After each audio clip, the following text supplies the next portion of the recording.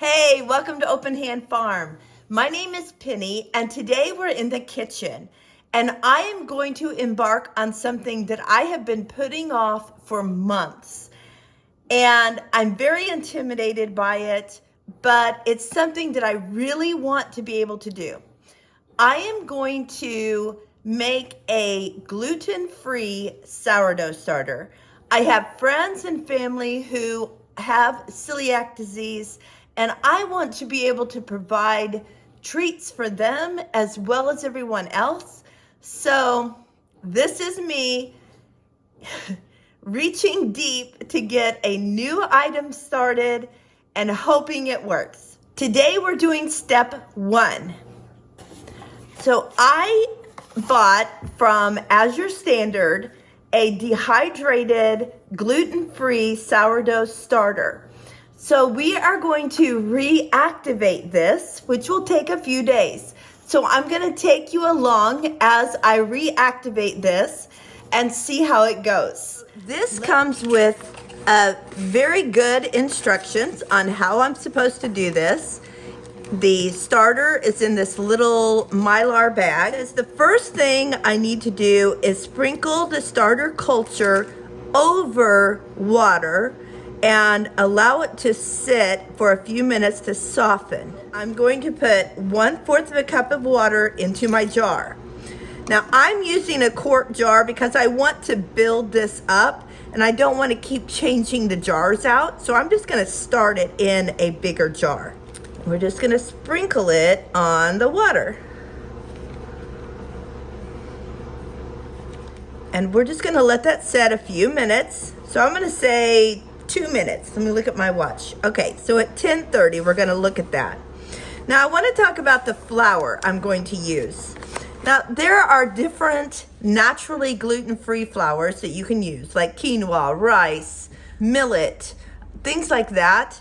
But the family that I really want to be able to make things for uses this flour because it does not have guar gum in it, because my nephew is not only allergic to the gluten but also guar gum. So this is the flour they use at their house, so this is what I'm going to use. It's a 1-to-1 substitution, so whatever they tell me to do in the instructions, I can do it with this and not worry about adjusting amounts. When we put our flour in, they are calling for 1/4 of a cup of flour.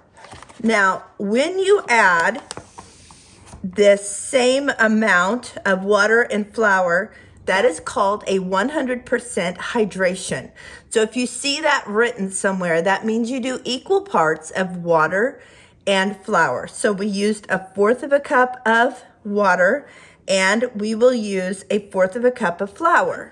It's been 2 minutes, so now we're going to do the next step, which they say we need to mix well, and it says stirring vigorously will incorporate bubbles into the mixture, which helps with the activation. So I'm going to stir it first without the flour to get that all mixed in. Then I'm going to add my flour and stir vigorously. That is our sourdough starter for today. So we will just cover it up. I use a piece of cotton fabric and a rubber band. You could also use a coffee filter if you don't have a cloth like this. They're very easy to make. I just cut a circle, and you can either zigzag or serge around the edges. So we're just going to set that aside. We're going to let it set for 24 hours. And it says that if I stir once or twice during the first 24 hours, it will help get things going. So I'm going to set a timer so that I stir it before I go to bed, and then I'll stir it when I wake up. Right now it is 10:30 a.m. So I will stir it sometime around dinner time, and then I will stir it first thing in the morning around 5:30 or 6, and then we'll check it at 10:30 to see how it's looking. Today we're going to add another 1/4 of a cup of flour, and then it said to add enough water to make a thick pancake batter.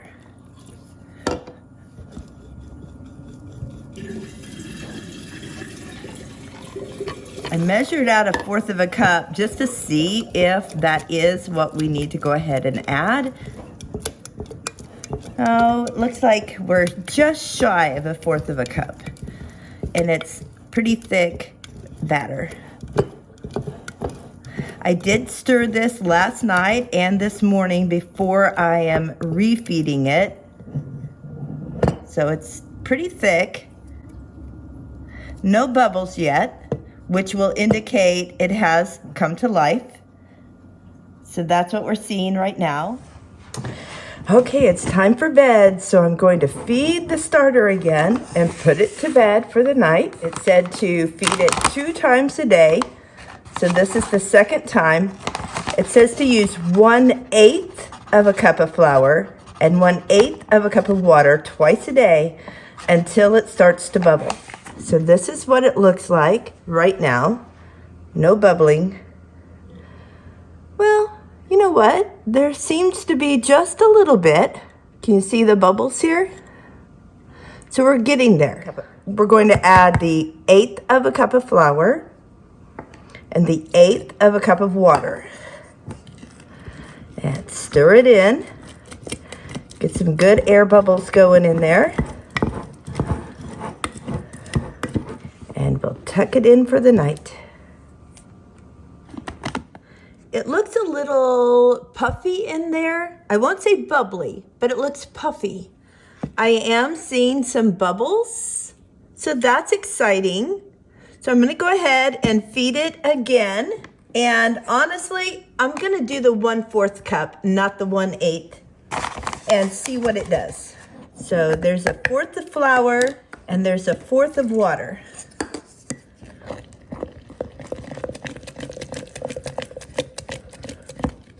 Stir it in real well and put it to bed for the day. Oh my goodness, you guys, look at this. That looks beautiful. Look at all those bubbles. Now, I will still say that the gluten-free starter is thicker. Let's take a look inside. See how it just looks like quicksand in there? But it's working. Okay, you guys, my sourdough starter did very well, but this is not the same one I showed you. I decided yesterday that I want to make 2 kinds of gluten-free sourdough to compare them together. So I decided to take my starter that I showed you yesterday and feed it into a bigger jar to make more starter so that I can do both loaves. What I want to do is do one with the King Arther flour. Then I'm going to use the rest of the starter to make a loaf following a recipe by the Ranchers Homestead that looks delicious, and I just happen to have the flours needed. So we're going to make our doughs, let them rise, bake them, and see what happens. Let's get this dough started. Okay, we're gonna make the King Arther bread first, and I wrote down last time that I added a little bit more water, so I will do that, but I also wasn't sure if I was gonna have enough flour, but I just weighed this and I have like 497 grams and I need 500, so we're gonna call it good.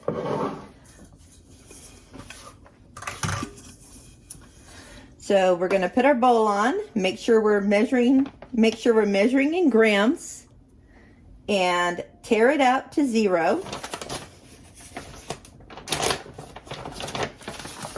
Put all of this in my bowl. Oh, the bag did weigh a little bit, so now it's 481, but that's what we've got. That's what we're going to go with. So we're going to tear that out. Now this is just my recipe that I use all the time. We need 12 grams of salt, 13, I mean. That's what we need exactly. I'm going to mix that together. And now we're going to do our wet ingredients. So the first thing I'm going to do is measure out my water. The water for the recipe that I use is 350, and I added an extra 24, so I'm just going to say 375. This is my Berkey water filter. You want to use filtered water. It's really the best.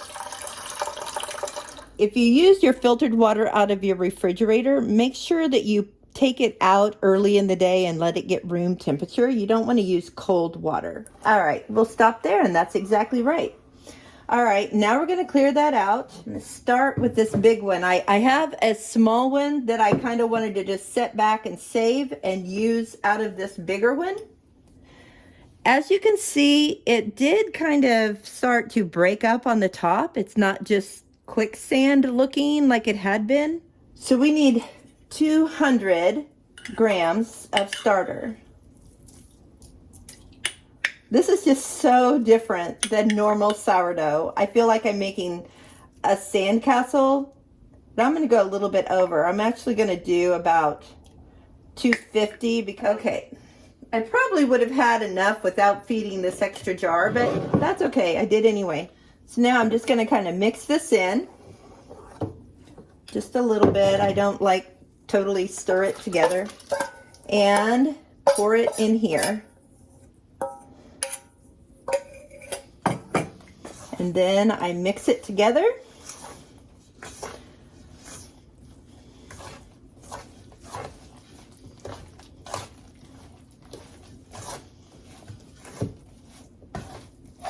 It's still pretty dry.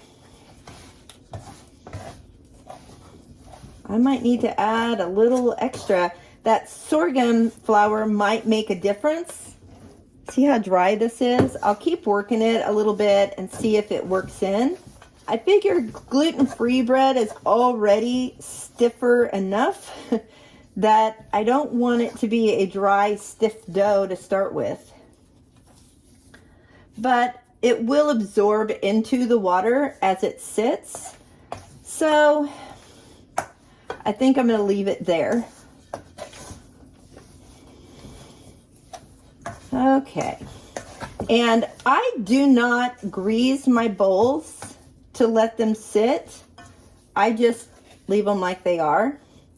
So I'm not going to grease this. Now the other recipe says to grease the bowl. So I will, just because they said so. All right, so I'm kind of making a ball of sorts. So I'll set it aside for now, and then I'll cover them with saran wrap. Now we're going to use the recipe that I got from the Ranchers Homestead, and it uses assorted flours. The first thing I need to do is measure it all into my mixer bowl. So I'm going to tear that out, so I'm down to 0, and it calls for warm water. So over here I have a little pitcher thing that has water in it that I warmed up, and I just put some in. I'm sure it's over the amount that I need. So I'm going to go ahead and add that. We need 340 grams. Now I'm noticing that this is more water than what I added to my bread. So maybe I needed to add more water. Then we need our starter, and we need 250 grams. So I'm going to tear that out. All right, there's our starter. Close this back up. So the first flour we're going to use is brown rice flour. She calls for white rice flour, but says that brown will work. So that's what we're going to use because that's what I have. So we need to tear this out again. And we need 340 grams of that as well.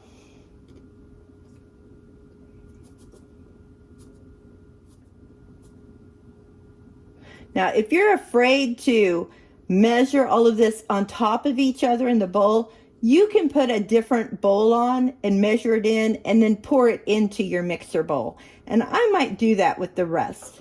And I will tell you that because this is the only flour I have in here, if I feel like I want to take that one away, I can just dip off of the top of the pile and take it off. Now the next thing is tapioca starch. I do not have tapioca starch, but I have seen lots of other people use potato starch, and I do have that.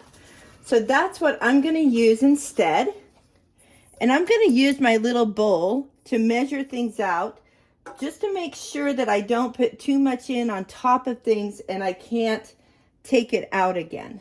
So I need 230 grams of tapioca starch. Now I did look up the difference between using potato starch and tapioca starch. And apparently potato starch is heavier. It's more dense.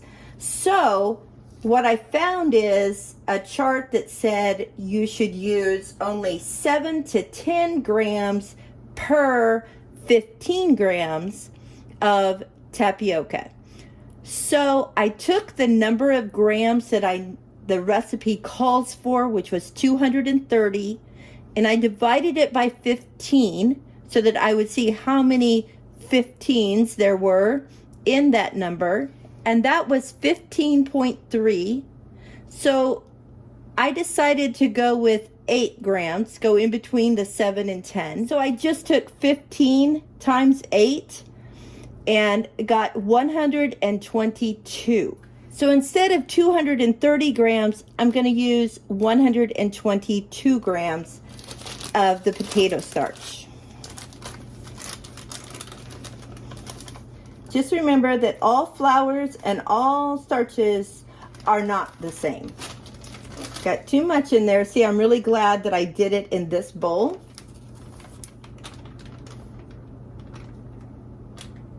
That'll work. So we'll add that in. And now we're going to add some other things in.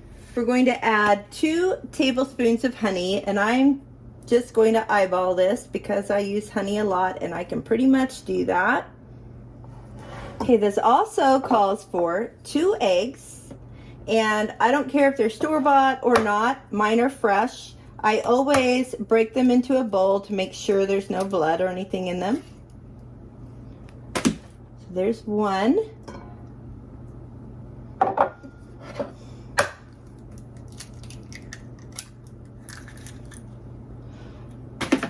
2. The next item called for is xanthan gum for 4 teaspoons. Well, again, I don't have xanthan gum. I have psyllium husk. So I looked that up as well, and apparently you use twice the amount of psyllium husk than you would the xanthan gum. So it calls for 4 teaspoons. So I'm going to do 8 teaspoons. Now the reason you need something like this is it helps to bind the dough and make it more elastic-like. This will kind of turn like a mucilage, kind of like a chia seed does when it gets wet. So it helps to bind it all together. And we need 2 teaspoons of salt. And we are going to use baking powder. I have this in my Rumford jars because I love the way this is there so you can scrape it off. But this is actually from Azure Standard. Okay, we need 1 teaspoon, and this will help leaven it so it will get lighter. Some of these ingredients are really interesting. We need 2 teaspoons of apple cider vinegar, and I'm going to pour that over this cup instead of in my bowl. So if it goes over, it won't be too much in my mix. Then we need the last item, 1 tablespoon of avocado oil. So this is definitely more like an enriched bread. All right, now we're going to put it on the mixer and turn it on. She doesn't say what kind of paddle to use, so I'm going to go ahead and use my bread dough paddle. And we're just going to get all this mixed up. And she says to mix it for 2 minutes. Need to get everything in there. It said it should look like a thick cake batter, and it is. It's not like a heavy dough. It's still very wet. Okay, now we're supposed to put this out on a floured board and kind of scoop it into a smooth topped ball and then lift it and put it upside down into a well-oiled bowl. So let's oil our bowl. I'm gonna use avocado oil since that is the oil that is in it. I didn't want something to like clash with the flavor. And I'm just gonna use my hands and run it around. You're supposed to use the brown rice flour again, or white rice flour, whichever one you have. So we're going to just pour this all out. All right, she said to work with wet hands. So I have a little bowl of my filtered water to kind of just lift this and pat it.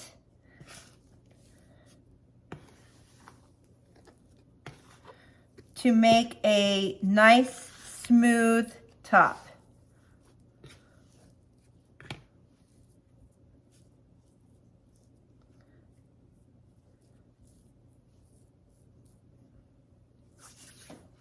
Kind of like playing with Play-Doh.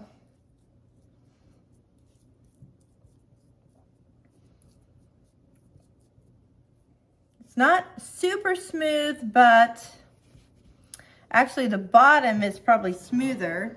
So I'm going to scoop this up, and actually I'm going to flip it over. Oh yeah, much better. So I'm going to use that as my smooth edge. Oh, much nicer. Okay, so this is the top of the bread.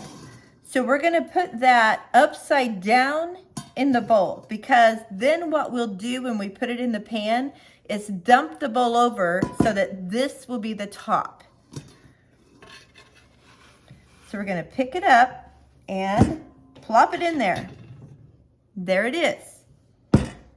It's not looking pretty there, but that's okay. Here are our breads. This one looks so much better to me.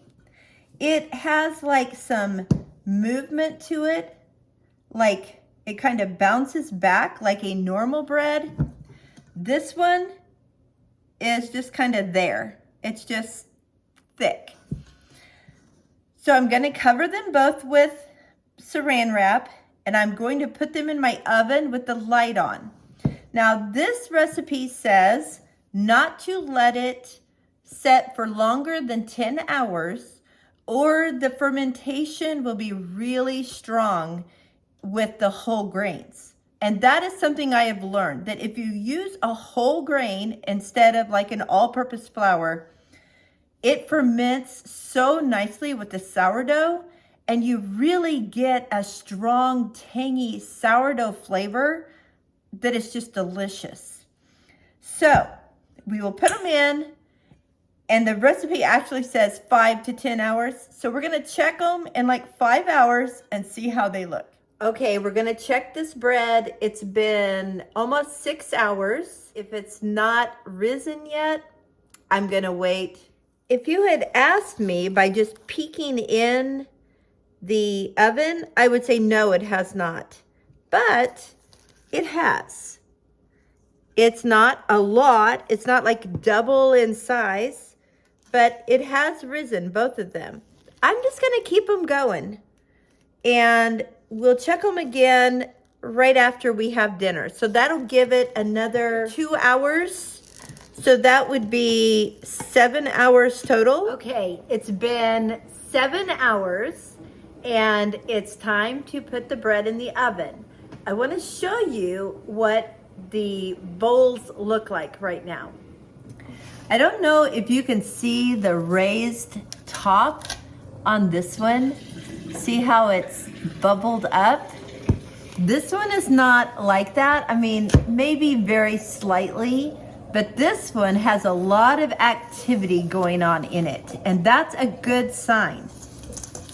So we're gonna uncover them. We have our Dutch ovens heating up in the oven at 425. And you can tell that these have moved because the cracking on the top has indicated that it has swollen and spread apart. Now, is it raised double in bulk like a normal bread? No, I wouldn't say so. This one is maybe close to it. I don't know. It's so hard to tell, you guys. It's still very like tough to push on. It bounces, but it's very dense. This one is less dense. My finger is actually going in it. This one, it kind of goes in if I push hard enough.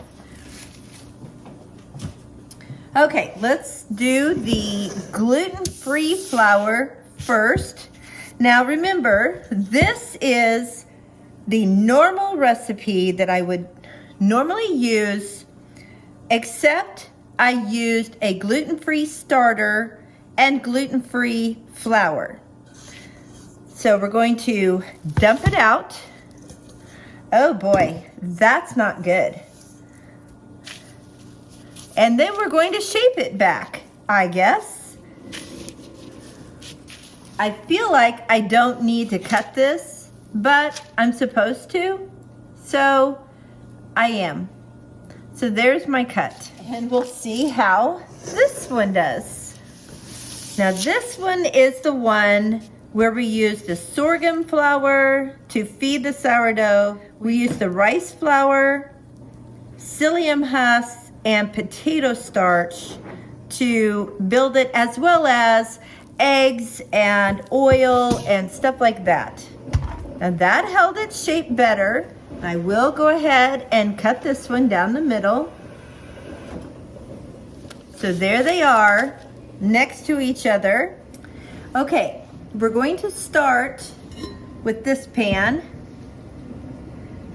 You can see that I put canning rings on the bottom to lift the bread off of the bottom of the pan so that it doesn't burn.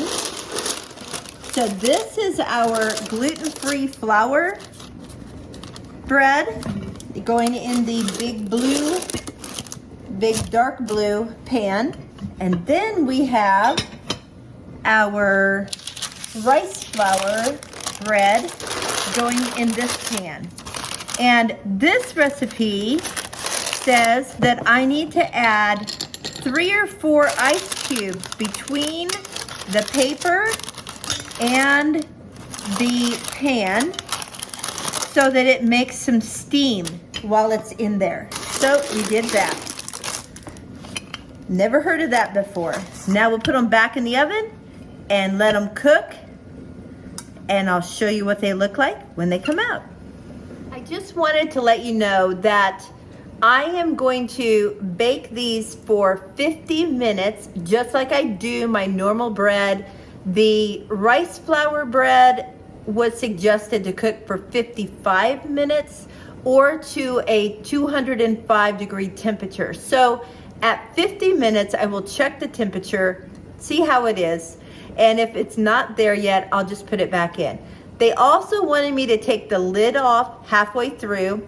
I do not like a really, really crunchy exterior of my bread, so I never take the lid off. So I'm not going to. So let's see if that's a mistake or not. Okay, we're going to check the temperature of our bread. It should be done, so we're gonna see.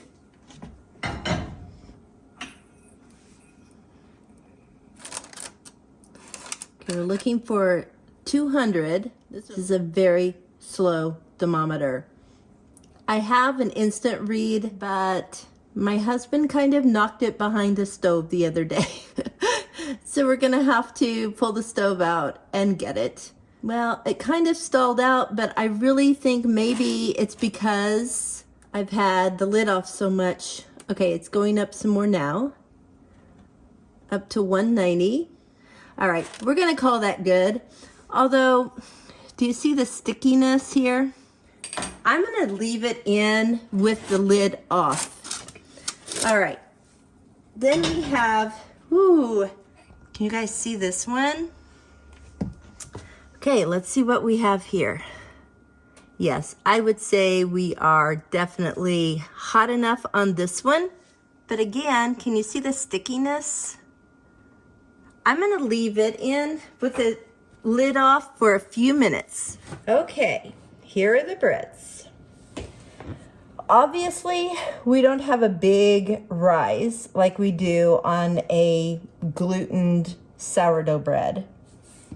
This one is a little bit higher, but I think it's because I really pushed it together when it fell apart so much. It has a crust on it of sorts. This one does too. This one is a smoother surface. Obviously, you can tell that. This is the rice flour. This is the gluten-free flour. It smells delicious. I want you to know that. But I can't cut it yet because it has to sit. I'm gonna have to bring you back when I'm able to cut them. Okay, you guys, it's been a couple hours. Oh, it's so heavy. I'm just not a gluten-free eater, and I know that gluten-free is much more dense, and I have to think to myself, if I could not eat bread, would this be okay to eat? Would this taste good to me? So I'm just gonna cut some off here of each loaf, and we're gonna compare them. That outside is much tougher on that one, as you can tell. All right, this one has more like little air holes in it. This one's got some, but this seems to have bigger ones. All right, let's see. This one, if we squeeze on it, I really have to kind of squeeze to get it to have some movement. This one is much more elasticy. This one's crust is lumpier and harder. This one's a little bit more smooth, and it's fine. Now I'm gonna taste them. I'm gonna do the gluten-free. If I could never have bread with gluten in it, this would be okay. If I had butter or honey or jam or something like that. It's just so dense. That's my hard part. I want to be able to do this and it not be dense, but it's not working so far. We're gonna try this one.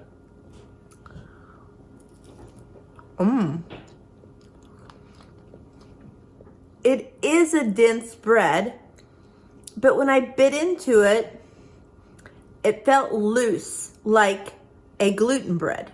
It wasn't hard, and it chewed up much easier. It wasn't as gummy like as I was chewing it. I like this one.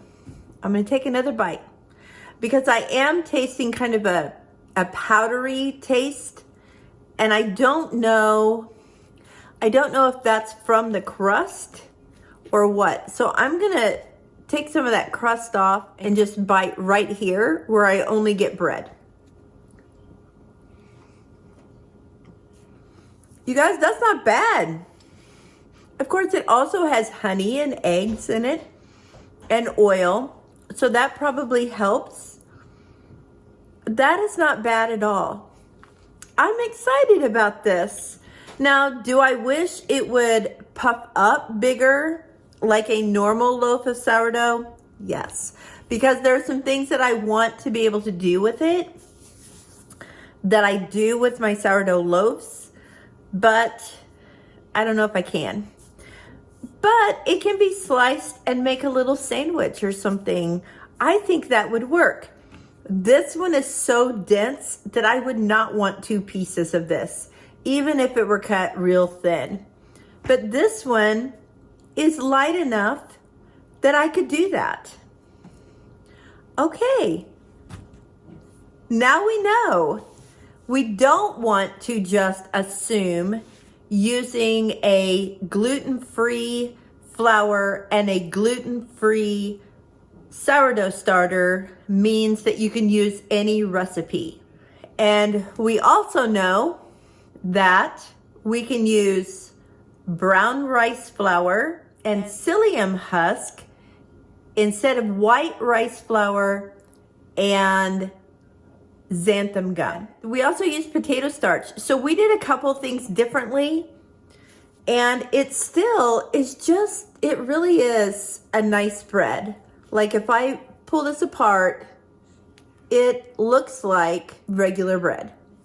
And I'm gonna try it again and like make some rolls or something like that.